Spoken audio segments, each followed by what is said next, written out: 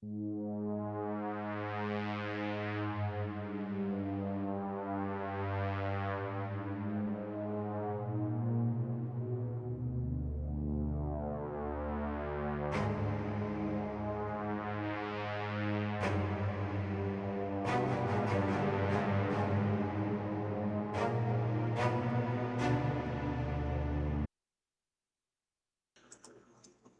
lake trail. The truck's tires kicked up dust and pebbles as Wallace took the turn a little too sharply. Not like he had a choice. The so-called marked drive was a sign that looked older than he was. It come up so suddenly he'd almost missed it. Most of the letters are faded into vague shapes that, at one point in time, might have spelled out Deacon's March. Now it was just a piece of scrap wood nailed off-center to a tree above a packed dirt track covered in peeling chicken scratch. Thank God for GPS and word of mouth, he muttered as the truck jangled and bumped down the road/game trail. He'd started with a hand map, then finally given up on that when he realized half the trails weren't even on it. A stop at the ranger station yielded both an exact trailhead marking on the GPS and a friendly warning. Well, friendly to a degree anyway. You want to hike where? Sorry, I don't mean to sound so surprised, just, well, hell, I am. Nobody hikes up there anymore. Oh? Sounds like just what I need, peace and quiet. Yeah, just there's been some animal trouble up there over the years. The guy definitely didn't meet Wallace's eyes on that one. Bear attacks? Cougar? Yeah, something like that. The ranger had muttered into his mustache, and then seemed to give himself a shake. How about somewhere nicer? Gillyflower Gorge has some of the most beautiful views this time of year.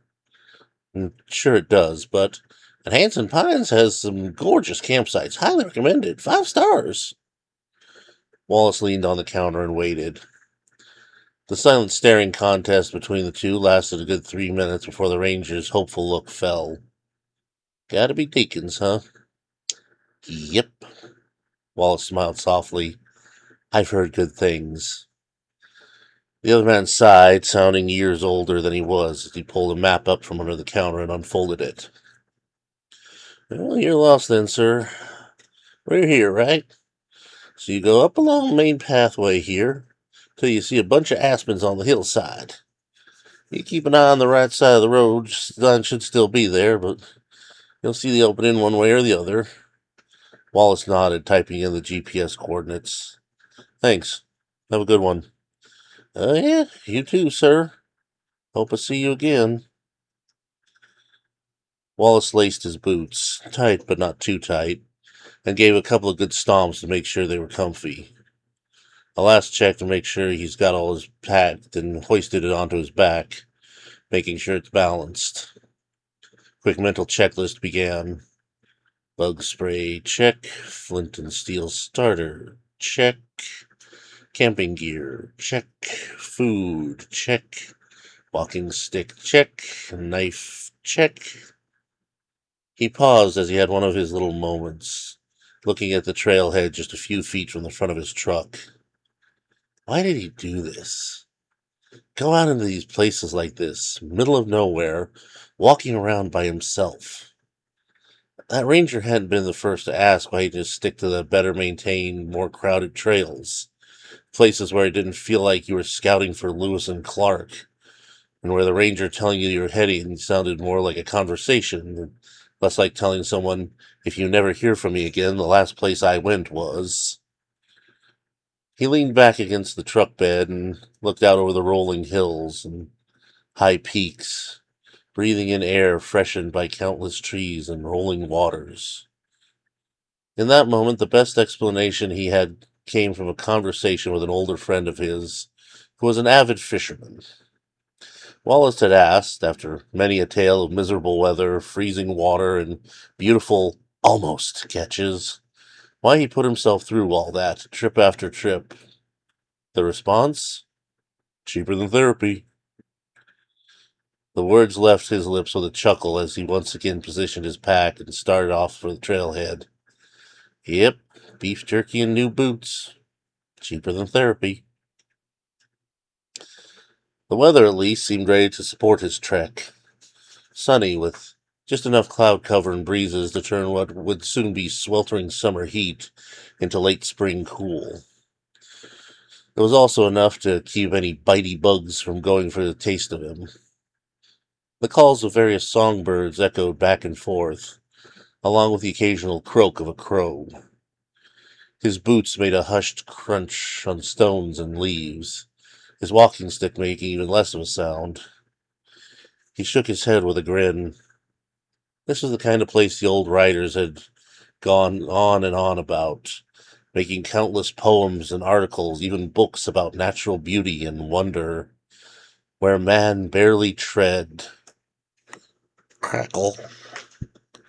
He paused at the sound, looking down at the end of his walking stick. Skewered there was an old, crumpled piece of torn paper, some kind of stain on it. Of course. He shook his head as he put his foot down to knock it off. Leave it to people to get their garbage even in the most remote places. Quick look around proved worse than he thought. A worn-out hiking boot lay near the bushes, probably tossed there in frustration when the blisters formed. His partner no doubt flung even deeper into the woods. Some kind of shredded cloth flapped on a branch on the trail. More hiking flotsam and jetsam left by amateur hikers learning they probably should take up yoga. With a disgusted sound, Wallace continued down the path, mentally berating the slobs of the world.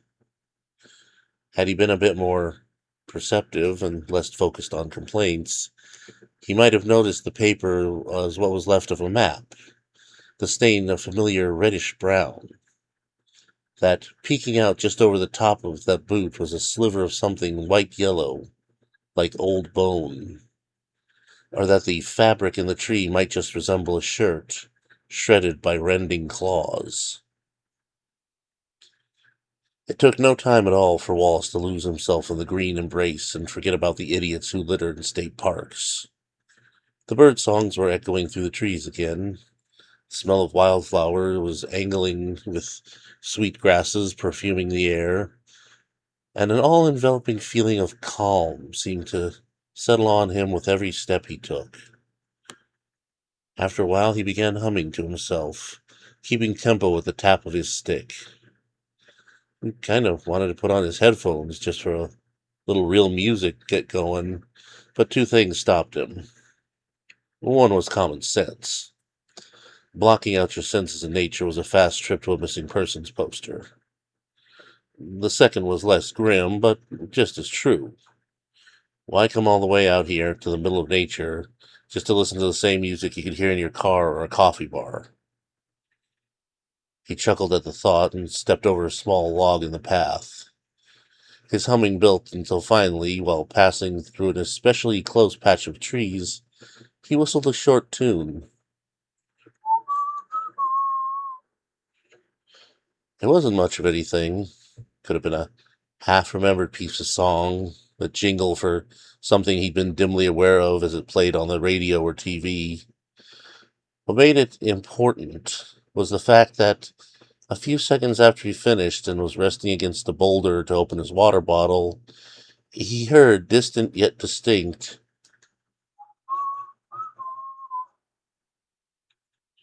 Wallace froze. In the sudden silence, his senses felt like they were set to 11. Yet all he could hear now was the sound of his pulse in his ears, and an odd trickling sound that turned out to be his water bottle, held ready for a drink and spilling onto his boots. He turned slowly, trying to make as little sound as possible, and waited. It was, to use the phrase, too quiet. A distant bird call finally sounded, and seemingly reluctantly, the other creatures of the forest gave voice. Wallace waited a few moments longer. The hell was that? The ranger had given the impression no one came up this way, and he hadn't seen anyone in the parking area. Of course, maybe someone just dropped them off and started down the trail further. It had simply been an echo, his own shrill piece of semi-music spooking him in the local wildlife. And it didn't feel like it. The tune hadn't been quiet in the same. He shook it off and walked a bit further. Maybe there were other people out here. Some jokers who thought mysterious forest whistle was a hilarious prank. It was a weak excuse, probably worked better as a comfort than any actual security. For the moment, he'd take it. He avoided whistling or even making unnecessary noises as he powered on. The further down trail he went, the more he felt that bad idea sensation loom over him. Small sounds in the brush made his adrenaline jump, and at one point a fat squirrel jumping branches overhead left him ducking behind a tree trunk, sucking air as splinters bit into his palm. Perfect, he muttered darkly, trying to get the worst of them out as he kept going. I could be on my couch right now watching bad movies and eating good takeout. No, I have to get back to nature. He bit down on one stubborn one and pulled it out with a wince, spitting it aside. This lake had better be worth it. He'd hiked another 20 minutes, trying to ignore the fact he was pretty sure he'd heard somebody whisper the word, perfect, from somewhere behind him.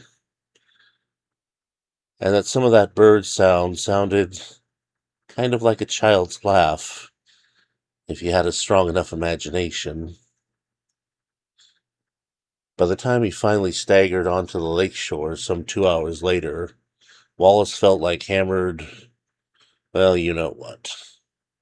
His nerves were fried, his back was like crushed bread, his legs were jelly, his feet felt like smoked meat in his overheated boots, and goddamn was he hungry. The sun was starting to descend behind the mountains as he set up camp. Tent first, that was a task and a half. Then campfire, make sure it's under control, get some water, get dinner started. All the little important things, all while trying to shake that damn eyes on me feeling he's been growing worse since the whistle incident. He managed to keep himself from looking over his shoulder every 5 minutes. Barely. Still, as the time ticked slowly past, the sun sank lower into the west, and the cheerful daybirds replaced by the more somber night hunters, he found it easier to ignore that feeling. Full stomach, tired body, warm fire, cool night air, the lake gently lapping on the rocky shore. It was nice, peaceful. It was just as the last light of day, as Wallace was idly wondering if he should sit up late or call it an early night.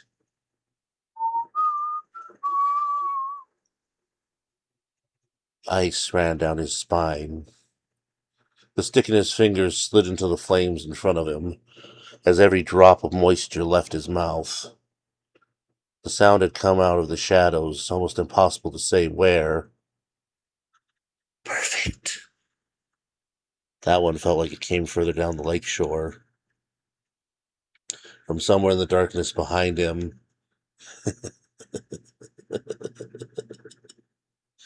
Fast, or a lot of them. Which was it?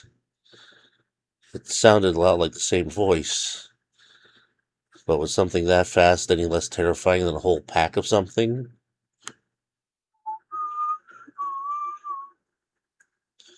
Trying to look around without moving his head too much, he strained his eyes to try and make out any movement in the trees, or, worse, nearer. The firelight was too bright, and frankly, he was quietly feeding more sticks into the flames. Human instinct at its best. Fire good, strange darkness bad. Hey out there. He finally found his voice. If you want to have a sit down by the fire, more than welcome. I don't have much, but I got some sodas left and a few hot dogs. Of course, if you're just being a jackass, be brave, but not threatening, his brain was helpfully providing. I'm no pushover. Brilliant. Very good. I'm sure they're quaking in their boots. Pushover.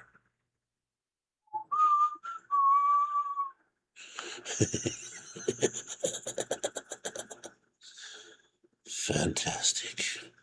Wallace sighed.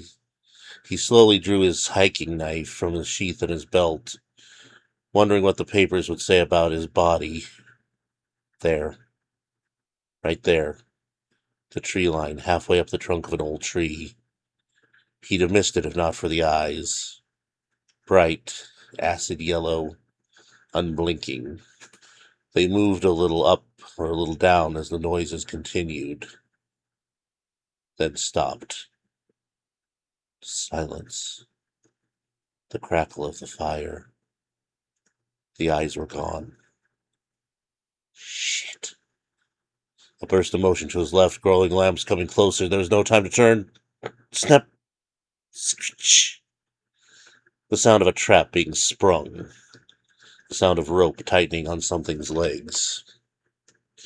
Happening 2 seconds before the sound of something slamming into the ground and being dragged backward and hoisted upward very quickly. Wallace let out a long sigh and shook his head. Holy shit. He smoothed back his hair and wiped a bit of cold sweat off his face. That was too damn close. He reached into the tent, pulled out several lanterns. He lit them one by one and placed them around the now thrashing and screeching figure suspended from the tree limb. It was not pretty. Long limbs, jointed wrong and ending in long snaring fingers and toes, each tipped with claws. A jaw full of nasty, snarly teeth, and those nasty yellow eyes filled with violence and hate. Wallace circled it a bit, talking more to himself than to his captive. So, what are you? Too small and hairless to be a wild man or a dog man. Too langly for a rake. Ghoul, maybe. Or a hide-behind. And God, you're not a Rougarou, or we'd have been in real trouble, eh, bud? It snarled and attempted to lunge, barely swinging. Yeah, don't get any ideas on that rope. That's yew fibers with lotus and mistletoe fiber woven in, and just a bit of holy basil for good measure. Thrice blessed, too, which took some doing. He watched it thrash and shriek for a bit, then went back to his tent. A moment later, he returned with several large containers, a rolled-up length of leather that clanked, and his GPS. Now, I know you don't understand me, or don't care either way, but you brought this all on yourself. I mean, really, almost 60 people vanishing in the last century, and 3 of the last 10 were little kids. You're lucky you got away with it this long. He undid the leather and unrolled it, carefully revealing a large collection of maintained, let's just call them tools. Some of them looked like they belonged in a butcher shop, others in a surgery, and a few were straight out of a nightmare morgue. They gleamed silver in the lantern light, and the thing recoiled. Yeah, so this is to let you know the Western Council of the Vale has put a price on your head this last week. Dead. And frankly, several members of the council and a few folks of the shadow markets are very interested in certain pieces of you. He twirled his hiking knife around his fingers, and the blade suddenly lengthened to the size of a short sword, complete with hilt. I'd say it's nothing personal, but honestly, he spread a large tarp between the lanterns. Getting paid twice for a child killer like you, too good to pass up. And besides, the thing gave one more desperate attempt at an attack before Wallace's blade severed its head. The last thing it heard as its fading eyes saw him selecting a large saw-like blade was, "This is still cheaper than therapy."